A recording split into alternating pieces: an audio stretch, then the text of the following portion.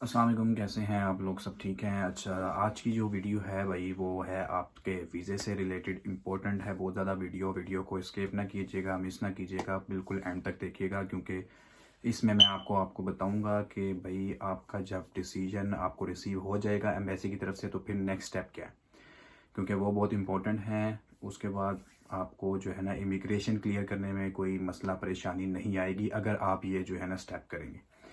तो जब आपने जारी वीज़ा एप्लीकेशन सेंटर में जाके अपने सारी बायोमेट्रिक वगैरह, अपने डॉक्यूमेंट्स वगैरह सब कुछ कर दिया, वीज़ा फाइल आपका हो गया, ठीक है, तो आपकी एक मैसेज रिसीव होता है जब आप ये बायोमेट्रिक वगैरह करवा के आते हैं ना, तो आपको व्हाट्सएप पे और जीमेल पे भी ना, तो आपको मैसेज और ईमेल रिसीव हो जाएगा कि हाँ जी आपकी रिक्वेस्ट जो है वो फॉरवर्ड हो गई है एम्बेसी को। तो जैसे ही डिसीजन आएगा वो आपको इन्फॉर्म कर दिया जाएगा।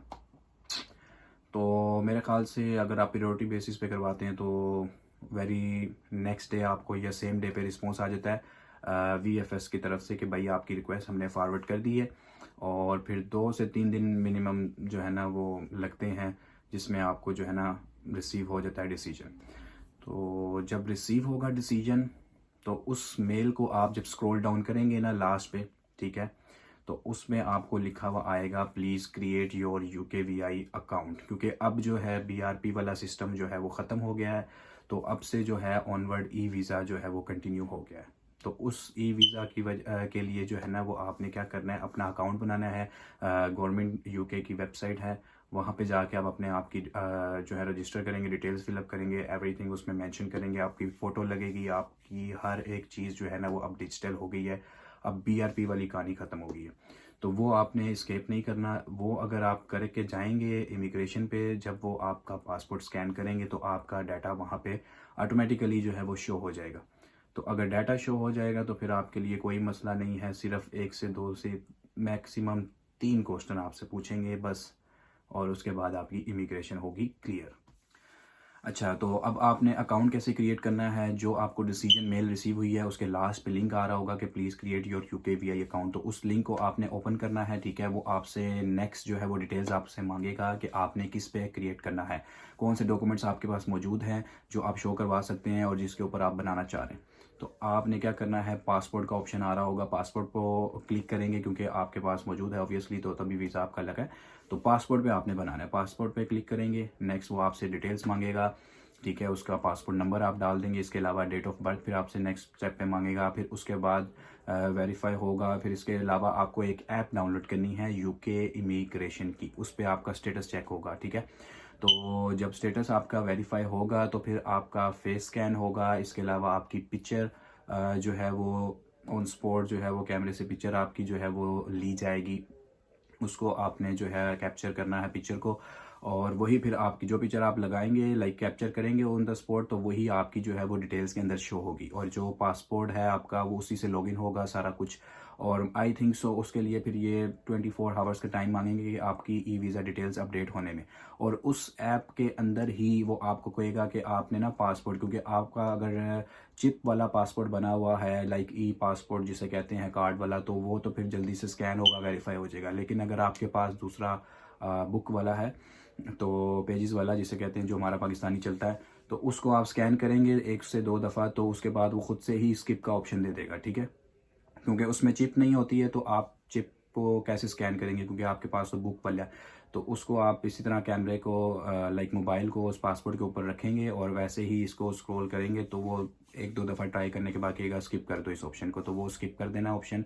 देन आपका जो है ना वो नेक्स्ट स्टेप होगा कि वो वेरीफाई करने के बाद आपकी ई वीज़ा जो है ना वो 24 घंटे मैक्सिमम होते हैं। उसके बाद आपकी डिटेल्स जो है ना नेक्स्ट टाइम जब दोबारा से आप लॉगिन करोगे तो आपका ई वीज़े के उसके अंदर सारी डिटेल्स होंगी, आपकी पासपोर्ट डिटेल्स, ठीक है, आपकी डेट ऑफ बर्थ, आपकी पिक्चर, वो सारा कुछ अपडेट हो जाएगा। तो ये ई वीज़े का स्टेटस है, इसी के ऊपर आपका शेयर कोड आएगा और इसी के ऊपर आपकी डिटेल्स होंगी कि आपका वीज़ा कब से लेके कब तक वैलिड है और आपको कितना वर्क अलाउ है। और उस शेयर कोड के ऊपर ही आपकी यूनिवर्सिटी को भी डिटेल्स जाएंगी, और आप जहाँ पे काम करेंगे NI जॉब के लिए, ये सारा डिटेल्स जो है ना वो अब डिजिटल हो गए। तो वो शेयर कोड पे ही आपका काम होगा। वो जब आपका शेयर कोड डालेंगे, चेक करेंगे कि हाँ भाई इस बंदे को काम अलाउ है कि नहीं है, तो वो शेयर कोड जब आपका एंटर होगा तो सारी डिटेल्स आ जाएगी, हाँ जी ये स्टूडेंट है, ये किस वीज़े पे है, ये वर्क वीज़ा पे है, स्किल वीज़ा पे है, फलाना टमका सारा कुछ डिटेल्स आपकी शो हो जाएंगी।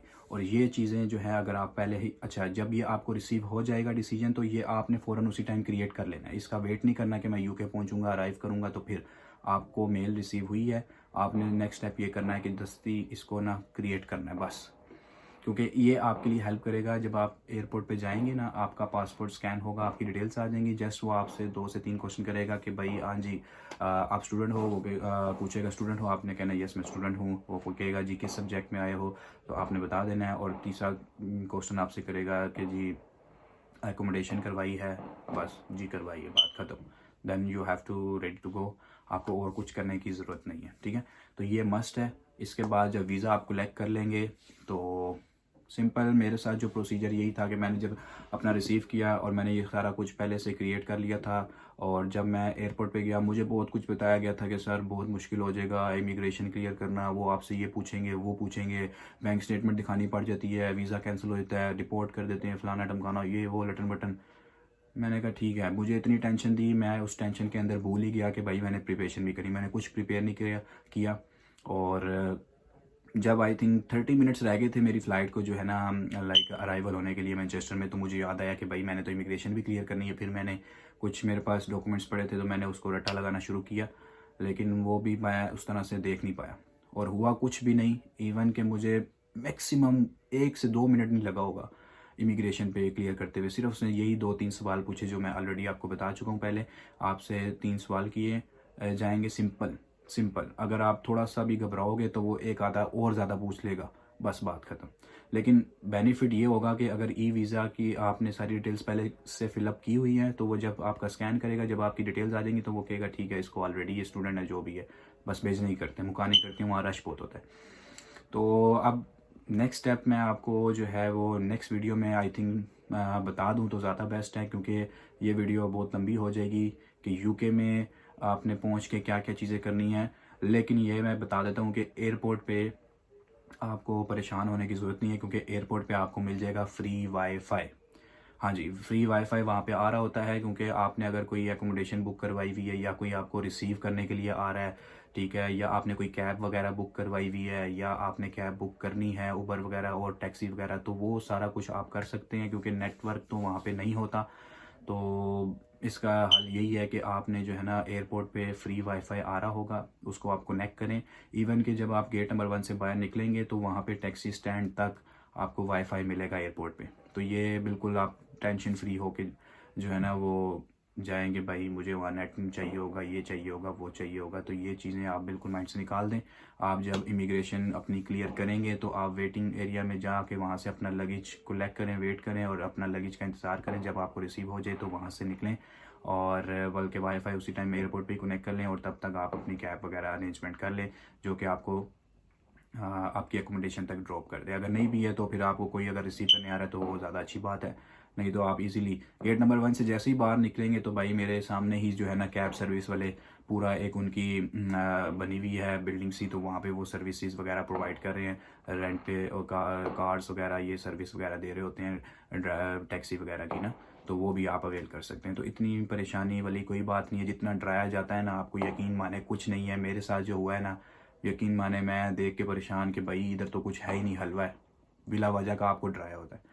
तो इसके अलावा यार किसी का भी कोई क्वेश्चन है, कोई क्यूरी है तो भाई बिला झिझक आप मुझसे पूछ सकते हैं। मैं इंस्टाग्राम का लिंक भी लगा देता हूँ, अगर नहीं भी लगाता तो आप जो है ना फॉलो कर लें मुस्तासिम यूके वाला, या यूके वाला, तो आप उधर फॉलो कर लें। कोई भी किसी की क्यूरी है या तो कमेंट बिलो कर दें, मैं ज़रूर कोशिश करूँगा कि लाइक हर एक चीज़ की ना मैं चाह रहा हूँ कि मैं एक सिंपल वीडियो उसको अच्छे से एक्सप्लेन कर दूँ कि यार आपको कोई परेशानी ना हो। क्योंकि मुझे कोई मतलब गाइडेंस मिली है, ठीक है, नेगेटिव भी बंदे होते हैं, पॉजिटिव भी होते हैं, तो मैंने हर किसी की सुनी लेकिन मैंने की अपनी। लेकिन मुझे प्रॉपर उस तरह से गाइडेंस चाहिए थी जो कि नहीं मिली, कि मुझे बताया जाता कि यार हाँ भाई इस तरह बिला वजह का डराया था, यार ये हो जाएगा वो हो जाएगा, ये करो पहले वो करो, वहाँ से डॉक्यूमेंट्स लाओ यहाँ से डॉक्यूमेंट्स लाओ। तो ये कुछ भी नहीं था, सिंपल सा 2 सवाल 3 सवाल, उसके बाद इमिग्रेशन क्लियर, उसके बाद एकोमोडेशन का भी हो गया, सब कुछ हो गया यार, टेंशन नहीं है, बस बाहर आओ सब कुछ हो जाएगा, ठीक है। तो नेक्स्ट वीडियो इंशाल्लाह मैं आपको एक्सप्लेन करूंगा कि आपने यूके पहुंच के क्या क्या चीज़ें करनी हैं, उसका ज़रूर मैं लाजमी आपको बताऊंगा। और इसके अलावा कोई आपकी क्यूरी है तो मुझे बताएं, तो मैं इंशाल्लाह उस पर कोशिश करूंगा एक्सप्लेन करने की। तब तक के लिए अल्लाह हाफिज़, बहुत शुक्रिया।